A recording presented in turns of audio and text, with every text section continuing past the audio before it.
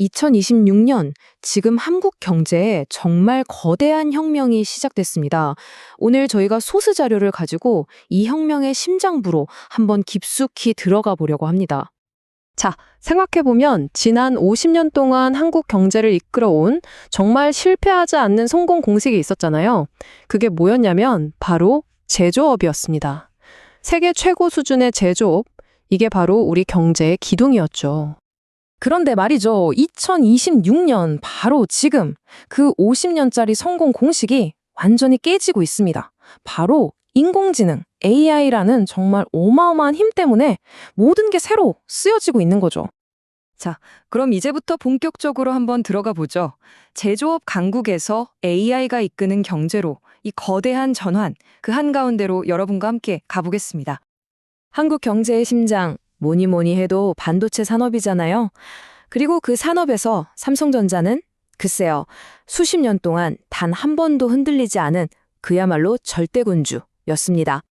그런데 2025년에 정말 충격적인 사건이 터집니다. 이 절대 왕자가 흔들리기 시작한 거죠.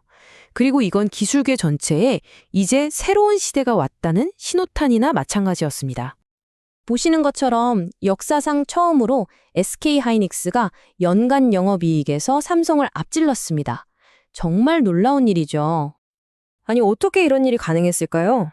바로 이겁니다. SK하이닉스가 HBM 시장을 거의 독점해버린 거예요. HBM이 뭐냐면 AI 칩이 엄청난 양의 데이터를 막힘없이 처리하게 해주는 뭐랄까, 특수 연료 같은 고대역폭 메모리거든요. 엔비디아 같은 AI 대기업들이 지금 이걸 못 구해서 안달이죠.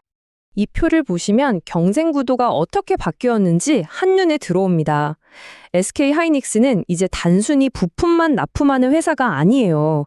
AI 생태계 전체를 함께 설계하는 핵심 파트너로 위상이 완전히 달려져 버린 겁니다.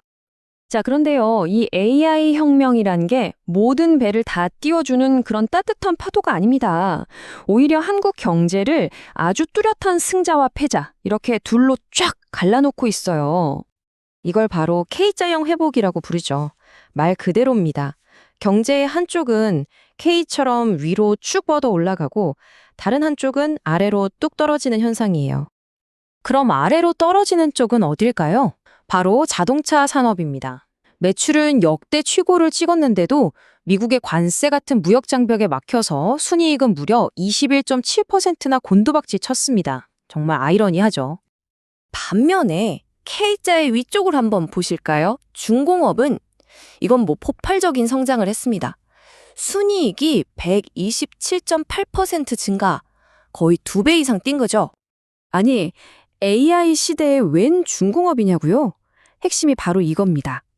AI 로켓도 물리적인 연료가 필요하다. 눈에 보이지 않는 AI 혁명도 결국은 LNG 운반선이나 새로운 전력망 같은 거대한 실물 인프라가 받쳐줘야 하거든요. 바로 그 연료를 한국의 중공업이 지금 만들어내고 있는 겁니다. 이렇게 경제 구조가 극적으로 바뀌니까 당연히 돈의 흐름, 즉 주식시장도 가만히 있을 수가 없겠죠. 한국 주식시장도 지금 근본적인 체질 개선에 들어갔습니다. 그동안 코리아 디스카운트라는 말 많이 들어보셨죠?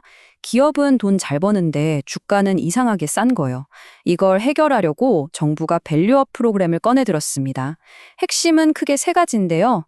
주주한테 돈 더 돌려주고, 거래 시간 늘려서 외국인 투자 편하게 해주고, 부실한 좀비 기업은 퇴출시켜서 시장 신뢰를 높이자는 겁니다. 이런 기대감 때문일까요? 시장이 정말 뜨겁습니다. 어느 정도냐면 코스피 지수 목표치로 5,500이라는 정말 상상도 못했던 숫자가 나오고 있을 정도예요.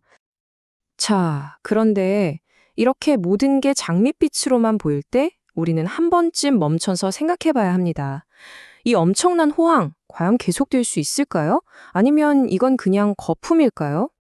가장 큰 위험 요소가 바로 이겁니다. 이 차트를 보시면 우리나라 10대 기업이 벌어들이는 돈의 70% 이상이 딱 두 회사, 삼성전자와 SK하이닉스에서 나옵니다. 모든 계란을 반도체라는 한 바구니에 담아놓은 셈이죠. 여기에 엘리어트 파동 이론 같은 분석도 좀 신경이 쓰이는데요. 시장에는 큰 상승과 하락의 주기가 있는데 이 이론에 따르면 26년마다 오는 큰 하락장이 바로 내년일 수 있다는 거죠.